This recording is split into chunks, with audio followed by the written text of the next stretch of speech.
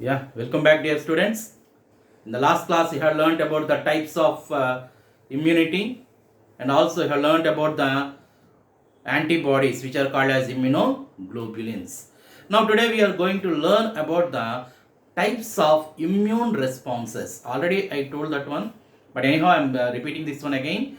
There are two types of immune responses. So, first one is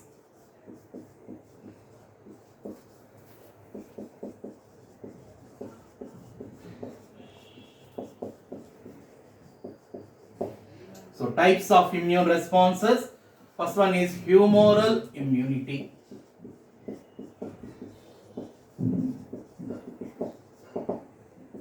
Humoral immunity. Remember that I already told you that humors means body fluids. Then how this immunity is achieved? Let us see. Immunity is mediated by the release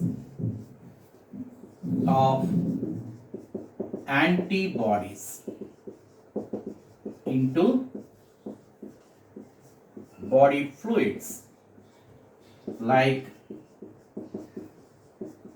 blood and lymph. And this immunity is due to interaction of B cells with free antigens. You understand that? That means the immune response that is coming in the body fluids. So when the antigens enter into the body, these antigens are circulating in the body fluids like blood and lymph. Then the B cells or B lymphocytes are producing the antibodies. Those antibodies are attacking the antigens present in the body fluids. So this immunity is mediated by what? Mediated by the release of antibodies. Right? You understood that one? Right, second one, let us go for the second one. Cell mediated immunity.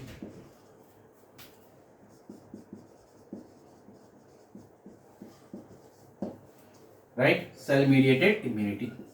So the immunity is mediated by activated T cells and natural killer cells. Activated T cells and natural killer cells. Then we call that type of immunity as cell mediated immunity. Okay. Then before going to the next one, just I want to remind you one topic, that is the rejection, graft rejections. So what are graft rejections? Whenever some organs in our body fails, so like cornea, kidneys, lungs, the liver, okay, if these organs fails, what they will go? They will go for the transplantation. Right, today heart is also transplanted. Okay, these organs are transplanted, right? So while transplanting the organs, what they will do? They will see the blood group matching of the person, tissue matching of the person, right? All these precautions they will take. Why? Because our immune system is capable of recognizing the self cells and foreign cells. Self cells means what? The cells that are present in our body. Foreign cells means the cells that are coming into the body from outside. Then we call that the self cell and foreign cell. So the immune system can recognize the self cell and foreign cell. Then what the immune system will do? The immune system will reject those cells, or the immune system will reject the transplanted organs, even though they are tissue matched, blood group matched, and everything is matched also. So to prevent that, the person who get the transplanted organs, he has to use immunosuppressants.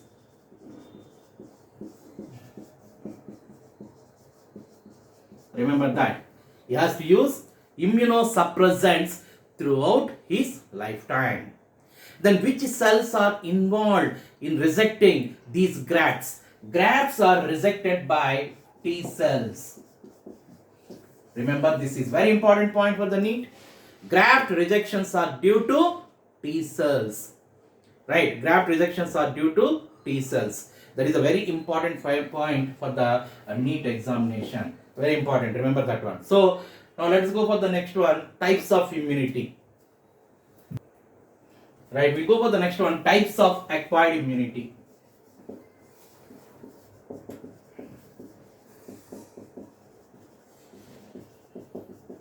So acquired immunity, very important for the NEET, because most of the questions comes from this area. So already we discussed this one in the previous class. So acquired immunity is of two types. One is active acquired, and the second one is passive acquired. So it is of two types. One is the active acquired and second one is passive acquired. Again, this active acquired is of two types again. Natural active acquired and artificial active acquired. And if we go for the passive immunity is also two types. It is also natural passive immunity and artificial passive immunity. So acquired immunity means what? The immunity which is acquired during our lifetime after the birth. Right? Innate immunity means what? The immunity which is present in our body from the time of birth. Okay, understand the difference now? Acquired immunity means you are acquiring that immunity, you are getting that immunity in your lifetime, throughout your lifetime. So anytime you can get that immunity, right? So how many types it is? We go for the first one, active acquired immunity. The first one is natural active acquired immunity.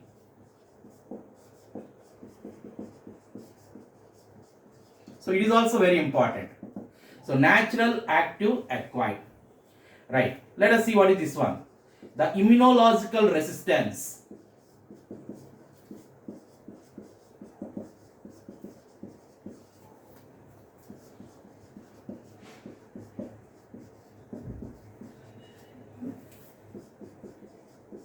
Developed in an individual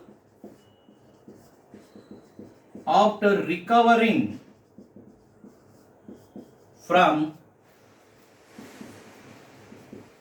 natural infection.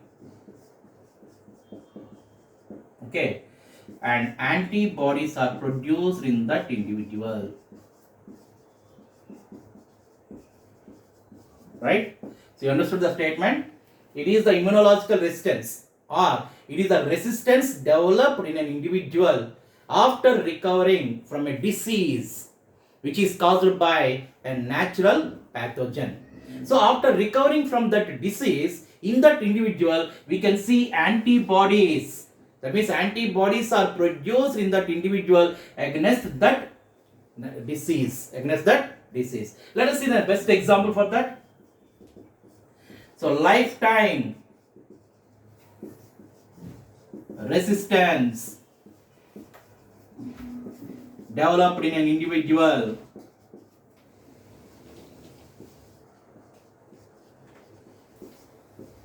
after recovering from chicken pox and smallpox.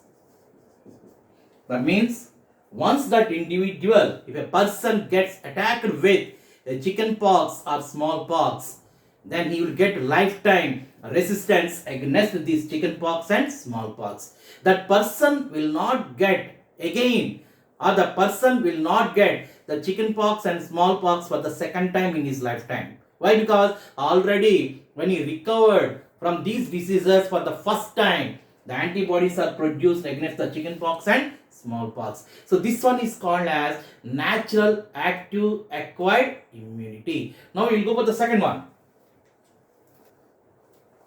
Right, second one is artificial active acquired immunity. the marker is very light. So I'm reading out artificial active acquired immunity. So let us see this one. Resistance developed in an individual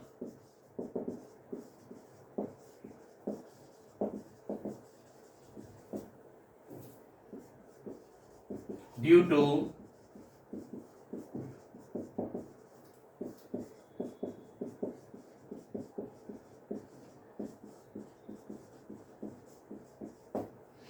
weakened pathogen or weak pathogen. So the resistance developed in an individual due to inoculation. Inoculation means injecting of a weak pathogen is called as artificial active immunity. Or simply you can say that immunity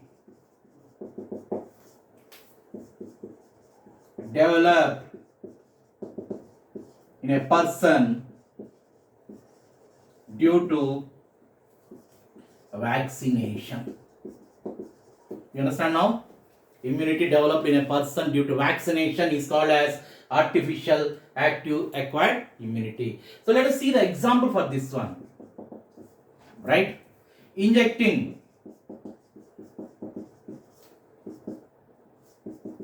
tetanus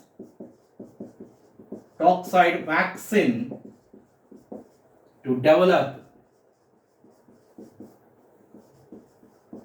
resistance against tetanus.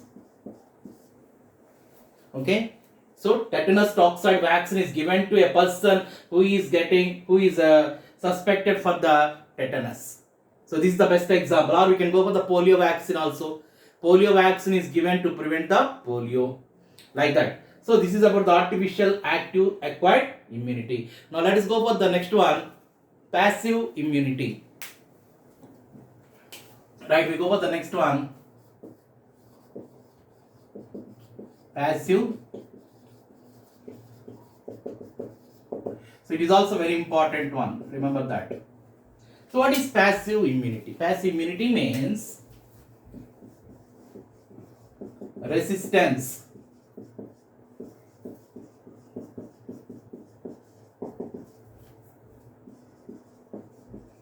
developed in an individual due to transfer of preformed antibodies. So preformed means ready-made. Already prepared antibodies are there. Already prepared antibodies are injected into that person.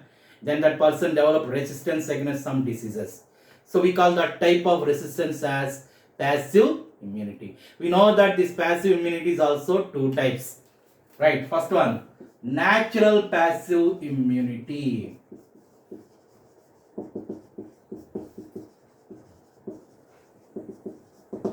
So what is natural passive immunity? Natural passive immunity means it is the transfer of antibodies.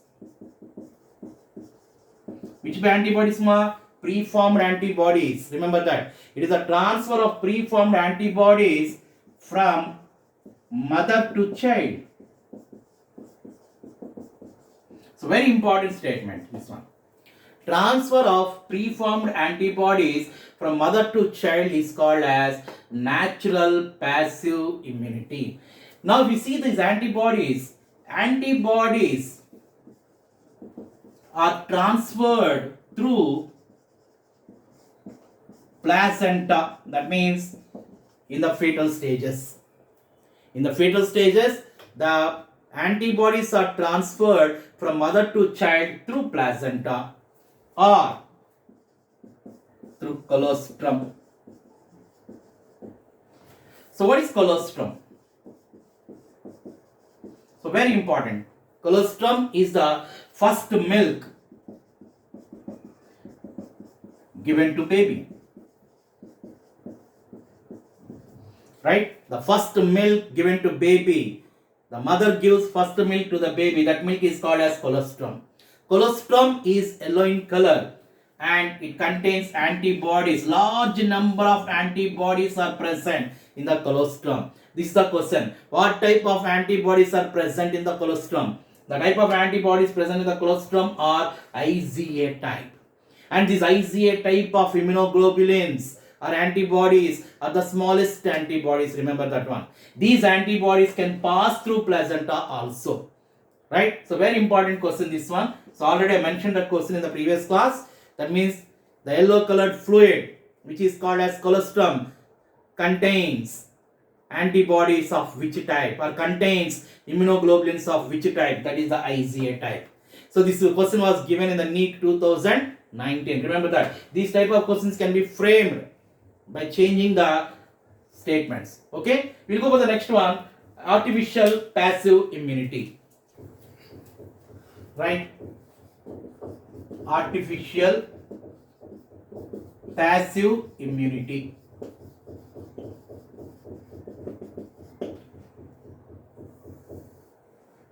Right. How the artificial passive immunity is achieved? If preformed antibodies are transferred from immunized donor to non-immunized individual. So, artificial passive immunity is achieved by the transfer of preformed, already formed antibodies which are taken from immunized donor to a non-immunized individual. We call that one as artificial passive immunity. We can go for the best examples as anti-tetanus serum and anti-venin. So these are the preformed antibodies. So anti-tetanus serum is given against the tetanus and anti-venin is given against the snake bite. Okay. Then these vaccines or these antibodies are prepared from immunized horse or sheep. So instead of using the prepared, we can use the collected from. These antibodies are collected from immunized horse or sheep. How this horse or sheep will get immunized? They will use small doses of the tetanus or venom of snake daily. So until they inject the venom and tetanus to the horse or sheep, until the horse and sheep get resistance against that venom and against that tetanus. That means already in that horse and sheep, the antibodies are produced enormously so that these antibodies can fight against this venom and also the tetanus. So we say that the horse and sheep are immunized. You understand not? Right. We'll go for the next one. Okay, we'll go for the next one. Vaccination or immunization.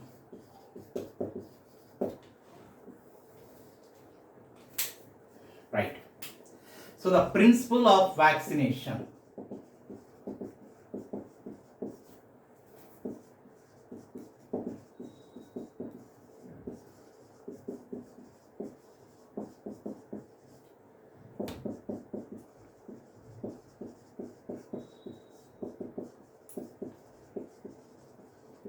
Right. So the principle of vaccination or immunization depends upon immunological memory. That means vaccine means what? I told you that artificial active immunity. That means the immune system should have memory. So the principle of vaccination depends upon what? Immunological memory. So during vaccination, what is vaccine? Vaccines are antigenic. Remember the word? Vaccines are antigenic but not pathogenic. That means the vaccines are antigenic, they are the antigens, but they do not cause any disease. So vaccines are antigenic but not pathogenic. Then they produce antibodies. So vaccines are producing antibodies. So when the vaccines are injected into the body, the immune system is producing antibodies. So what happens during vaccination? During vaccination, proteins of antigen, proteins of pathogen. Which proteins, ma? Antigenic proteins. Remember the word antigenic proteins of pathogen are weak pathogen or inactive pathogen. So today you know that the COVID vaccine, the Bharat Biotech is making the vaccine for coronavirus by inactive pathogen. That means they have inactivated the coronavirus and they are preparing the inactive vaccine. So it is very I'm thinking that it should be a successful vaccine. Let us hope it becomes successful in the near future, right? So what happens now? During vaccination, antigenic proteins of pathogen or weak pathogen or inactive pathogen are injected. So when they are injected, antibodies are produced in the body.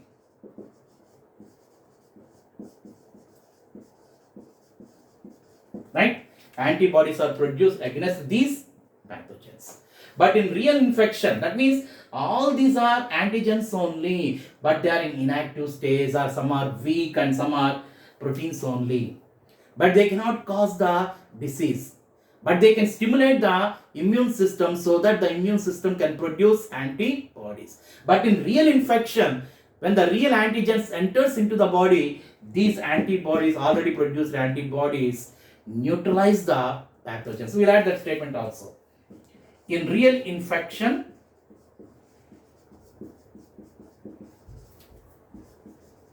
these antibodies neutralize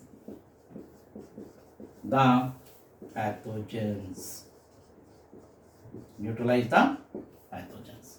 Right. Again, they also produce memory cells. Let us see how these memory cells are produced and what they are doing.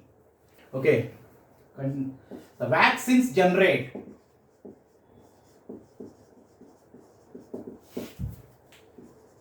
memory B cells and T cells. So what is the use of this memory B cells and T cells? Right, let us see that one also. On subsequent encounter of antigen, that means repeated encounters of the antigens, on subsequent encounters, the memory cells recognize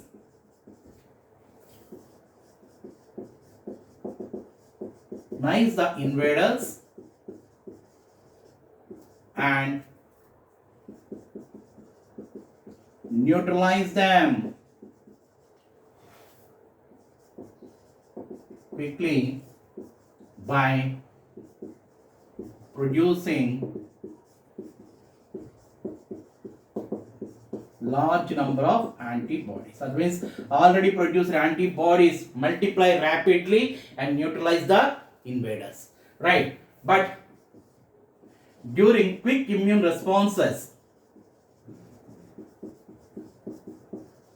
that means a person is infected with deadly infection. Suppose imagine a person got a snake bite, right? But he required quick immune response. That means the body cannot produce a quick immune response. Then what should we do? The person should be injected with preformed antibodies. Preformed antibodies like antivenin. That means the person should be given antivenin. What is antivenin? Antivenin is a preformed antibody against the snake venom. That means during quick immune responses, preformed antibody should be given. So this type of immunity This type of immunity is called as passive immunity. So passive immunity due to vaccination also we can use. Okay. Now this completes about the types of immunity. Now let us go for the next one, recombinant DNA technology. So I will explain this one because I don't, time is less to write and explain. So what is recombinant DNA technology? The recombinant DNA technology allowed the massive production of vaccines by using bacteria and yeast. So recombinant DNA technology is using bacteria and yeast to produce the vaccines in large number. So what happens now? Vaccines are readily available in large numbers, and vaccines are, when the large number of vaccines are available, it is easy for the immunization. Then there is one vaccine, hepatitis B. Right? This hepatitis B vaccine is also prepared by using recombinant DNA technology, but they used the yeast. This is very, very important for NEET. Remember that. Hepatitis B vaccine is prepared by using yeast in recombinant DNA technology. So this completes about the types of immunity, and also we completed the vaccination and immunization also. Next there are other topics, we'll go for the next one. We have the types of diseases also, right? So we'll continue in the later videos. Now you prepare well from the first class onwards. After completion of this topic, I'll conduct 3 objective exams only on human health and diseases. So be thorough with the topics. Okay. Have a nice day, ma. Thank you.